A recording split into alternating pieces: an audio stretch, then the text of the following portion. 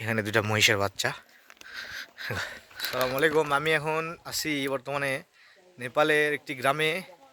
আপনারা দেখতে পাচ্ছেন একদম প্রত্যন্ত গ্রাম। আপনাদেরকে ভিউটা আমি দেখাই।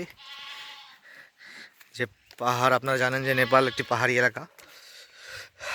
যে এই গ্রামের যে বাড়িগুলা কাঠের বাড়ি, কত সুন্দর। এখানে সরিষার ক্ষেত,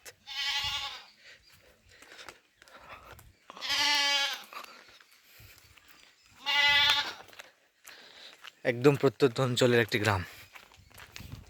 আপনাদেরকে আমি দেখাচ্ছি।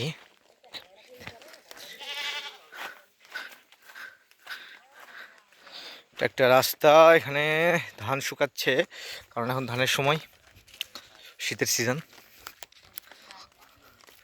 এরকম ছোট ছোট বাড়ি, চারিদিকে শুধু পাহাড় আর পাহাড়। উপরে উপরে এটা কিন্তু অনেক উঁচু, এটা নিচের দিকে। আমি মাত্র উপর থেকে নিচে নামলাম। একটা জিনিস ভালো লাগে নেপালে, যে এখানে প্রত্যেকটা বাড়িতে বাড়িতে তাদের নিজস্ব হচ্ছে খেতে আছে। তো এখানে তারা হচ্ছে এখানে তারা কলা আবাদ করে, তারপরে হচ্ছে তারা রসুন আবাদ করে, পেঁয়াজ আবাদ করে, গরু পালন করে। প্রত্যেকটা বাসাইতে গরু আর মহিষ থাকবেই। হ্যাঁ, এই যে দেখতে পাচ্ছেন এখানে দুটা মহিষের বাচ্চা ঘাস খাচ্ছে, খড়ের পালা।